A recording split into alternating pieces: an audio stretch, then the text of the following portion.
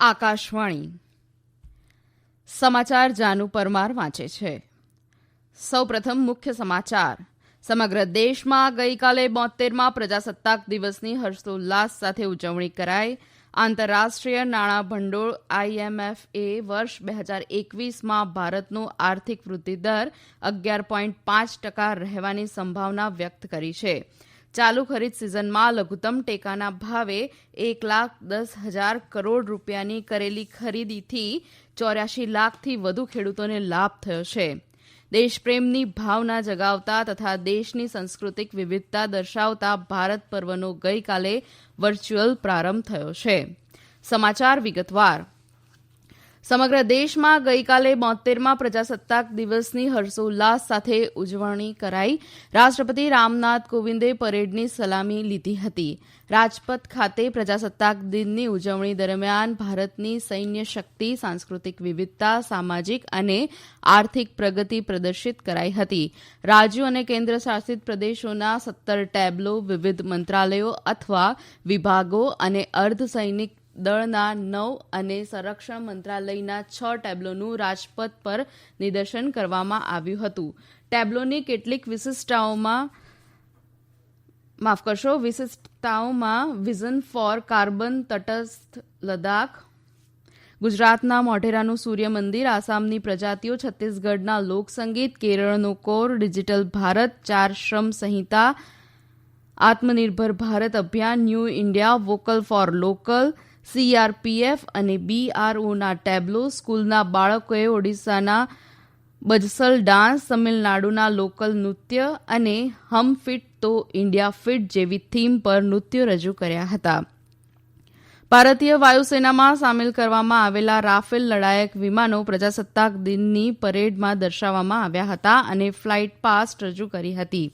દરેક પરેડ દરમિયાન ભારતીય લશ્કરની સ્વદેશી રીતે વિકસિત મુખ્ય યુદ્ધ tank, combat vehicle, BrahMos weapon system, Pinaka missile, electronic warfare system મુખ્ય આકર્ષણ હતા. બાંગ્લાદેશ સશસ્ત્ર દળની 122 સભ્યોની ટુકડીએ પણ રાજપથ ઉપર કૂચ કરી હતી. ગઈકાલે પ્રજાસત્તાક દિન સમારોહની શરૂઆત પ્રધાનમંત્રી નરેન્દ્ર મોદીએ રાષ્ટ્રીય યુદ્ધ સ્મારકની મુલાકાત લઈને કરી હતી.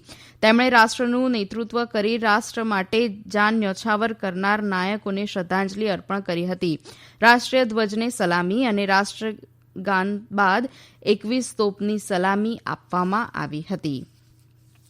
રાષ્ટ્રપતિ રામનાથ કોવિંદે ગઈકાલે ગણતંત્ર દિવસ નિમિત્તે રાજભવન ખાતે એટ હોમની યજમાની કરી હતી. આ પ્રસંગે ઉપરાષ્ટ્રપતિ વેંકૈયા નાયડુ, પ્રધાનમંત્રી નરેન્દ્ર મોદી, સંરક્ષણ મંત્રી રાજનાથસિંહ, વિદેશ મંત્રી ડોક્ટર S જયશંકર અને અન્ય કેન્દ્રીય મંત્રીઓ હાજર રહ્યા હતા. આંતરરાષ્ટ્રીય નાણાં ભંડોળ IMFએ વર્ષ 2021માં ભારતનો આર્થિક વૃદ્ધિદર 11.5% રહેવાની સંભાવના વ્યક્ત કરી છે. આ સાથે કોરોના રોગચાળા દરમિયાન 2 અંકોમાં વૃદ્ધિદર મેળવનાર ભારત વિશ્વની સૌથી મોટી અર્થવ્યવસ્થા બનશે. તાજેતરના અનુમાનો જોતા ભારત દુનિયાની સૌથી ઝડપી ઉભરતી વિકાસશીલ અર્થવ્યવસ્થાની ઓળખ ફરીથી હાંસલ કરી શકે છે. IMFના તાજેતરના આંકડા મુજબ 2020માં ભારતનો આર્થિક વૃદ્ધિદર 8.0% રહેવાનો અંદાજ છે. IMFના તાજેતરના વિશ્વ આર્થિક દ્રષ્ટિકોણ મુજબ 2021માં ચીનનો વૃદ્ધિદર 8.1%, સ્પેનનો વૃદ્ધિદર 5.9% અને ફ્રાન્સનો વૃદ્ધિદર 5.5% રહેશે. IMFના જણાવ્યા મુજબ 2022માં ભારતીય અર્થતંત્રમાં 6.8%, જ્યારે ચીનના અર્થતંત્રમાં 5.6% દરથી વૃદ્ધિનો અંદાજ છે.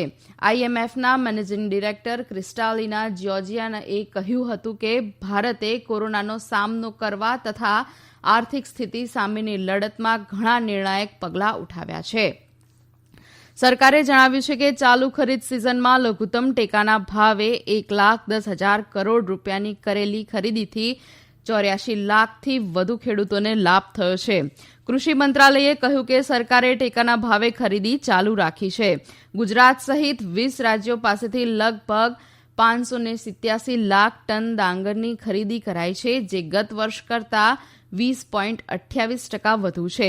સરકારે નોડલ એજન્સીઓ મારફતે 3 લાખ ટન મગ, અડદ, મગફળી અને સોયાબીનની ખરીદી કરી છે, જેનાથી 1,62,000 ખેડૂતોને લાભ થયો છે.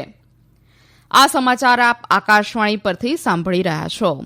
વધુ સમાચાર કોરોના અંગેના આ સંદેશ બાદ.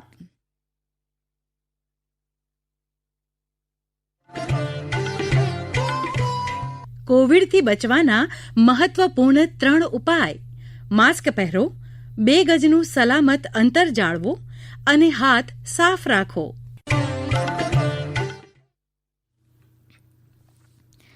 દેશભરમાં કોવિડ રસીકરણ કવાયત અંતર્ગત 20,29,000 લાભાર્થીઓને રસી આપવામાં આવી છે. ગઈકાલે ગણતંત્ર દિવસના પગલે અમુક રાજ્યોમાં જ રસીકરણ હાથ ધરાયું હતું. 5 રાજ્યોમાં કુલ 5,615 લાભાર્થીઓને ગઈકાલે રસી અપાઈ હતી. આ 5 રાજ્યોમાં આંધ્રપ્રદેશ, કર્ણાટક, રાજસ્થાન, તમિલનાડુ અને તેલંગાણાનો સમાવેશ થાય છે.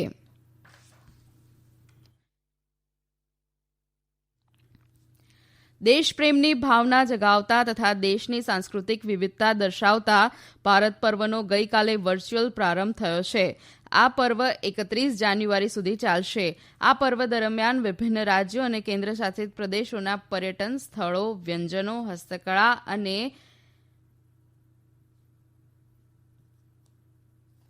શિલ્પકલા પ્રદર્શિત કરાશે. લોકસભા અધ્યક્ષ ઓમ બિરલાએ આ પર્વનું ઉદઘાટન કર્યું. આ અવસરે શ્રી બિરલાએ જણાવ્યું કે ભારત પર્વ ભારતની સાંસ્કૃતિક વિવિધતાઓની અનોખી ઝલક આપે છે તથા દેશની વિવિધ સંસ્કૃતિ, ખોરાક, પરંપરા જાળવવાની અને સમજવાની તક પૂરી પાડે છે.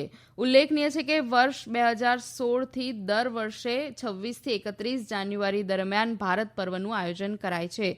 સાંસ્કૃતિક, આયુષ, ગ્રાહક બાબતો અને રેલવે મંત્રાલય સહિત અનેક કેન્દ્રીય મંત્રાલય અને સંગઠનો આ કાર્યક્રમમાં ભાગ લઈ રહ્યા છે. પ્રસાર ભારતીએ પણ પોતાનો વર્ચ્યુઅલ સ્ટોલ ઉભો કર્યો છે, જેમાં એક ભારત શ્રેષ્ઠ ભારતને પ્રોત્સાહન આપવા માટેના પ્રયત્નો પ્રદર્શિત કરાઈ રહ્યા છે. દિલ્હીમાં ખેડૂત આંદોલનના પગલે ઊભી થયેલી પરિસ્થિતિની સમીક્ષા માટે ગૃહ મંત્રાલયની એક તાકીદની બેઠક ગઈકાલે યોજાઈ ગઈ હતી. ગૃહમંત્રી અમિત શાહે બોલાવેલી આ બેઠકમાં કેન્દ્રીય ગૃહ સચિવ, દિલ્હી પોલીસ કમિશનર સહિતના વરિષ્ઠ અધિકારીઓ ઉપસ્થિત રહ્યા હતા અને પરિસ્થિતિની તાજી વિગતો રજૂ કરી હતી. અમારા પ્રતિનિધિ જણાવે છે કે આ બેઠકમાં અર્ધલશ્કરી દળોની કુમક વધારવા સહિતના મહત્વના નિર્ણયો લેવાયા છે. દેશમાં કોવિડ સંક્રમણમાં સતત ઘટાડો થઈ રહ્યો છે. કેન્દ્ર તથા રાજ્યોની સંકલિત સક્રિય વ્યૂહરચનાના કારણે દેશમાં દૈનિક સંક્રમણ સતત ઘટી રહ્યું છે. મૃત્યુદર પણ સતત ઓછો થઈ રહ્યો છે. દેશમાં હાલ સક્રિય કેસોની સંખ્યા 1,73,731 છે, જે કુલ કેસોના માત્ર 1.66% છે. ગઈકાલે નવા 12,537 કેસો નોંધાયા. કુલ કેસોની સંખ્યા 1,06,90,279 થઈ છે. તો 13,021 દર્દીઓ સાજા થતાં સાજા થનાર દર્દીઓની કુલ સંખ્યા 1,03,58,328 થઈ છે. ગુજરાતની વાત કરીએ તો ગુજરાતમાં નવા કોવિડ કેસોમાં સતત ઘટાડો થઈ રહ્યો છે, તો સાજા થવાનો દર પણ વધી રહ્યો છે. ગઈકાલે રાજ્યમાં કોવિડના 380 નવા કેસો નોંધાયા છે. આ સાથે કુલ કોવિડ કેસોની સંખ્યા 2,59,867 થઈ ગઈ છે. ગઈકાલે સૌથી વધુ 89 કેસ અમદાવાદમાં તો 81 કેસ સુરતમાં નોંધાયા છે. ગઈકાલે વધુ 637 દર્દીઓ સાજા થતાં સાજા થનાર દર્દીઓનો કુલ આંક 2,51,400 થયો છે. રાજ્યમાં હાલ 4,086 દર્દીઓ સારવાર હેઠળ છે, જેમાંથી 45,000 દર્દીઓ વેન્ટિલેટર પર છે. 45 દર્દીઓ વેન્ટિલેટર પર છે. ગઈકાલે વધુ 2 દર્દીઓના મોત સાથે કોવિડનો કુલ મૃત્યુ આંક 4,381 થયો છે. મુખ્ય સમાચાર ફરી એકવાર. સમગ્ર દેશમાં ગઈકાલે 72મા પ્રજાસત્તાક દિવસની હર્ષોલ્લાસ સાથે ઉજવણી કરાઈ. આંતરરાષ્ટ્રીય નાણાં ભંડોળ IMFએ વર્ષ 2021માં ભારતનો આર્થિક વૃદ્ધિદર 11.5% રહેવાની સંભાવના વ્યક્ત કરી છે. આકાશવાણી પરથી સમાચાર પૂરા થયા.